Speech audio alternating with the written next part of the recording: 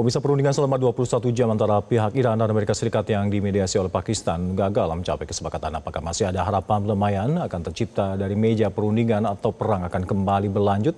Kita langsung membahasnya dengan pengamat Timur Tengah, ada Bang Hasibullah Sastrawi. Assalamualaikum, Bang. Waalaikumsalam, Mas Elka. Ya, Bang, apakah faktor apa saja yang fundamental membuat Iran dan Amerika Serikat ini gagal mencapai titik temu di perundingan kali ini? Ya, kalau kita mau nanya faktor gagalnya tentu banyak hal ya. Yang pertama mungkin bisa kita sebutkan alotnya perdebatan ataupun substansi yang sedang dibahas, apalagi dalam jumlah yang cukup banyak. Yang kedua, waktu yang sangat terbatas, hanya kurang lebih 21 jam. Dan yang ketiga, boleh kita sebut adalah krisis kepercayaan yang terutama dari pihak Iran bahkan juga dari Amerika yang tidak menguat sampai katakanlah sampai 21 jam perundingan berlangsung. Namun demikian Mas Elka, kalau kita coba baca lebih luas tentang perundingan ini, minimal menurut saya kabar baiknya semakin ke sini itu tidak menjadi gagalnya perundingan. Apalagi gagal dalam pengertian langsung kembali ke perang. Ini justru mungkin diksi yang digunakan oleh para pihak termasuk Wapres AS bahwa ini belum tercapai, perundingan ini belum mencapai kesepakatan. Jadi memang kita harus lebih hati-hati. Apalagi kalau menggunakan bahasa tubuhnya Wapres AS itu kan seakan-akan dari kekesalan yang ditampilkan setelah jumpa pers langsung ke pesawat, langsung terbang seakan-akan mau langsung serangan gitu ya. Tapi ini sekali lagi masih jauh lebih baik. Paling tidak sampai sekarang belum ada pernyataan resmi dari Donald Trump dan mungkin dugaan saya paling tidak nunggu sampai rombongan delegasi Amerika nyampe ke Amerika untuk kemudian kita lihat keputusan yang akan diambil seperti apa. Namun demikian sebelum keputusan-keputusan itu muncul, saya melihat minimal ada 4 menurut saya yang menarik untuk kita analisa sebagai bahan untuk bisa kita pahami lebih mendalam.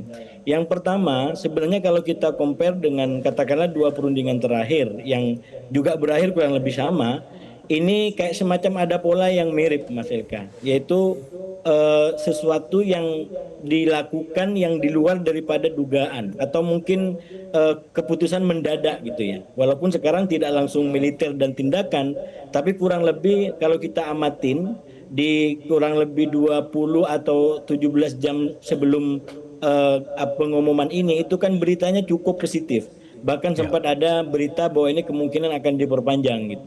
Cuman tiba-tiba secara mendadak kemudian ada keputusan yang cukup mengejutkan, yaitu bahwa yang disampaikan oleh Wapres Amerika tadi. Dan kalau kita analisa isinya yang di jumpa pers itu minimal 2 hal yang saya garis bawahi. Yang pertama adalah bahwa ini kerugian sangat besar kerugiannya bagi Amerika.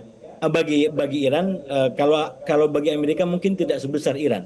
Nah itu logikanya kan berarti memang Amerika dengan Iran sama-sama dirugikan oleh perang dan oleh keadaan ini. Dan kalau logika itu disambungkan, berarti siapa yang ngambil keuntungan dari ini? Itu yang selalu sampaikan, yang ngambil keuntungan dari perang ini, dari deadlock ini adalah Israel. Jadi kalau analisa pernyataan Wapres AS itu dikembangkan dalam logika yang menguasai pola pikirnya kurang lebih, siapa yang paling rugi adalah Iran paling rugi, lalu kemudian Amerika.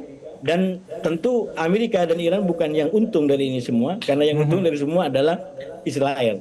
Nah yang kedua, yang menarik menurut saya dari pernyataannya, bahwa dia sudah memberikan yang terbaik. Jadi kayak orang nawar, dia sudah memberikan penawaran terbaik, tapi Iran tidak mengambil itu. Jadi sebenarnya ini bisa dipahami kayak semacam upaya dia untuk meningkatkan posisi tawar ya.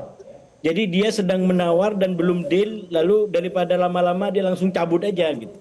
Ini menjadi tekanan tersendiri bagi Iran yang sedang berunding, karena sekali lagi seakan-akan tidak banyak punya waktu untuk melakukan perundingan ini. Dan yang ketiga poin saya, ini kalau kita compare lagi-lagi dengan tim perunding Amerika yang sebelumnya dengan sekarang, ini kayak semacam ada kontestasi di kalangan orang-orang sekitar Trump untuk tampil menjadi orang yang paling smart di dalam memahami dan memahami pola pikir Trump, kemauan Trump, dan menganalisa apa yang terjadi di lapangan.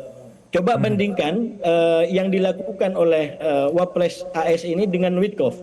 Witkoff itu ketika dia mimpin perundingan, dalam 2 perundingan itu kurang lebih sampai 2-3 kali baru ngambil keputusan, dan keputusannya katakanlah perang. Nah ini tidak lebih dari 21 jam ya, Wapres AS ini sudah ngambil kesimpulan bahwa Iran tidak memiliki komitmen untuk mengubur mimpinya untuk mendapatkan senjata nuklir lah gitu. Jadi sekali lagi kayak semacam ada kontestasi. Kalau Witkoff itu butuh berjilid-jilid pertemuannya, ini seakan-akan ya dia akan mengatakan saya hanya cukup 21 jam sudah konklusif bahwa musuh tidak bisa diberikan waktu lebih lama. Dan ada dalam tanda kutip klausul atau keinginan dari Trump yang dijaga di sini. Sekali lagi kerangka waktu. Trump sampaikan sebelumnya bahwa kita akan tahu kurang lebih kecenderungan Iran dalam 24 jam pertama. Jadi sekali lagi ada kerangka waktu yang diperhatikan, dan ini istilahnya Wapres AS menyelesaikan tugasnya, Pak Wapres ini, sebelum 24 jam yang disampaikan oleh Trump itu terlaksana. Jadi saya melihat sekali lagi ada kontestasi dalam tanda kutip di kalangan orang-orang Trump untuk menjadi sosok yang paling smart, yang paling cepat di dalam menangkap ide Trump, dan kemudian sejauh mana itu ditindaklanjuti di lapangan. Sebelum kita mengulas lebih jauh siapa yang paling dirugikan akibat belum tercapainya kesepakatan dalam perundingan kali ini, Bang Sarkawati tadi melihat ini belum gagal, tapi belum tercapainya kesepakatan. Apakah belum tercapainya kesepakatan dalam perundingan ini menggambarkan keterbatasan pengaruh Pakistan sebagai mediator, atau justru memang menggambarkan konflik ini terlalu kompleks untuk dimediasi? Ya, tentu kalau kita mau evaluasi telah kritis, memang banyak hal ya, dan saya rasa tetap saja kita menghormati dan melihat apa yang dicapai Pakistan ini hal yang luar biasa.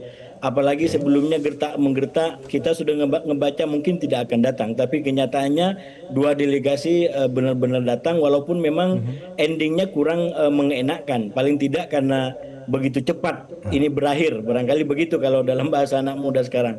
Begitu cepat ini berakhir, tidak lebih dari 24 jam sudah pada pulang dengan cara seperti ini. Tapi sekali lagi kalau sebagai pembelajaran menurut saya memang yang pertama ya Pakistan dari awal dia daripada menjaga posisi untuk betul-betul menjadi mediator yang menjadi pemegang kunci terakhir dalam sebuah perbedaan, itu dari awal sudah seakan-akan kurang menjaga itu. Sehingga misalkan terkait dengan apakah Libanon itu menjadi bagian daripada wilayah gencatan senjata, itu kan posisinya daripada 21 menjadi 22, yaitu Amerika dan Israel di satu sisi, lalu kemudian Iran dengan Pakistan di sisi yang lain, karena sama-sama pandangannya berbeda. Itu diakui atau tidak, mestinya kita bisa lebih hati-hati dalam pengertian ya ketika menjadi mediator maka segala macam sikap akan diukur dalam konteks kepentingan dua belah pihak. Dan yang kedua, kalau kita amatin secara proses, terlepas dari penghormatan kita, apresiasi kita kepada Pakistan gitu ya, katakanlah terkait dengan kebocoran-kebocoran informasi yang misalkan dubes Iran di Pakistan sempat memberikan tulisan di X bahwa delegasi Iran sudah datang dan ternyata belum confirm atau apa, dan terpaksa harus di take down status itu. Jadi ini kayak semacam hal-hal yang bisa diperbaiki. Tapi sekali lagi saya duga bukan karena Pakistannya, tapi karena memang pertama kompleksitas daripada persoalan yang ada, dan yang kedua saya melihat ini memang kayak semacam ada kesengajaan untuk tidak menjadi deal dalam satu pertemuan.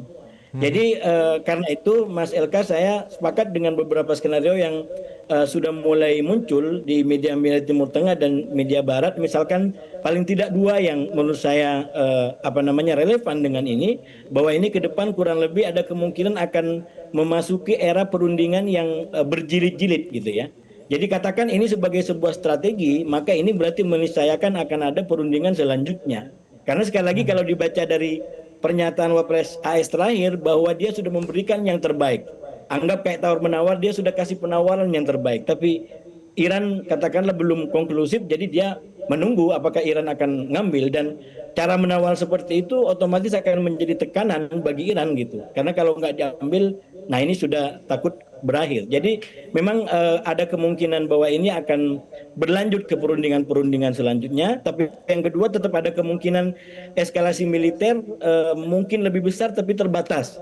Apakah terbatas di pulau-pulau minyak, tapi kayaknya itu lebih kecil, kemungkinan besar lebih kepada Selat Hormuz ya. Karena Selat Hormuz memang menjadi persoalan yang sebenarnya kalau dibaca dari tujuan perang di awal itu menjadi tidak fokus, terutama dari sisi Amerika dengan Iran gitu. Ini kan sebenarnya Selat Hormuz senjata Iran gitu, untuk kemudian menghadapi serangan Amerika dan Israel. Jadi dia menggunakan Selat Hormuz. Sekarang Amerika dan Israel fokus kepada senjatanya, yaitu persoalan Hormuz semata-mata. Padahal logikanya kan mestinya perang selesai, Hormuz dibuka gitu.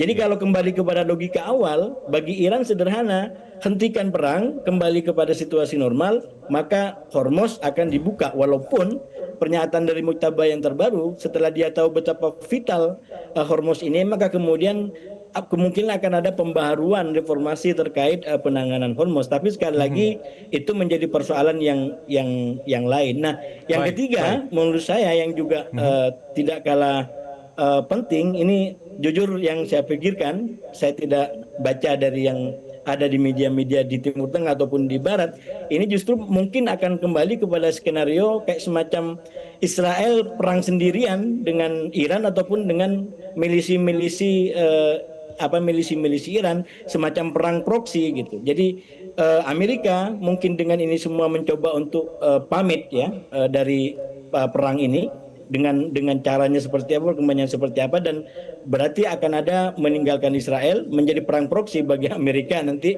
Jadi Amerika tetap perang tapi melalui Israel, dan Iran juga bisa perang langsung atau juga melalui Hezbollah ataupun milisi-milisinya di sekitar Israel. Jadi akan mengecil konfliknya dari regional cukup besar menjadi perang di sekitar Israel, proksi di sekitar Israel. Dengan belum tercapainya kesepakatan tadi, artinya gencatan senjata selama 2 pekan ini akan terus dihormati atau justru akan ada meningkatnya eskalasi militer? Sampai hari ini atau sampai detik ini itu menjadi pesan dan harapan dari para pihak, termasuk Pakistan sebagai mediator. Dan memang semua skenario-skenario tadi baru akan lebih muncul, akan lebih menguat nanti sesuai dengan kebijakan yang akan diumumkan oleh Trump. Jadi pernyataan dan kebijakan Trump setelah perundingan ini belum tercapai, itu mungkin akan menjadi sinyal bagi keputusan-keputusan yang akan diambil, terutama terkait dengan 3 skenario tadi. Apakah akan menjadi perundingan berjilid dalam jangka panjang, atau justru menjadi eskalasi militer terbatas, atau justru menjadi yang saya bilang tadi, skenario perang proksi, di mana Israel akan berhadapan dengan katakanlah memang musuh-musuh laten selama ini, yaitu ada Hezbollah, katakan ada Houthi, lalu juga kemudian kembali ke Palestina atau di Hamas misalkan. Jadi kemungkinan itu menurut saya sama-sama mungkin terjadi ke depan. Baik.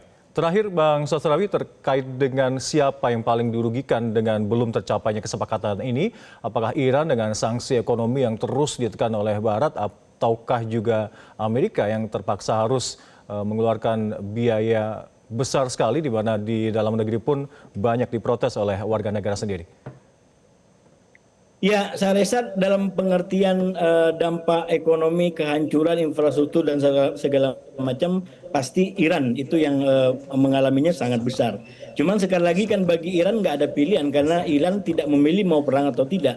Iran justru diserang. Karena itu nilai kerugian bagi Iran tidak bisa diukur dari materi, tapi justru daripada kemampuan dia bertahan dan semangat dia berjuang. Dan itulah yang kemudian membuat Iran mungkin kalah tapi dirasa menang.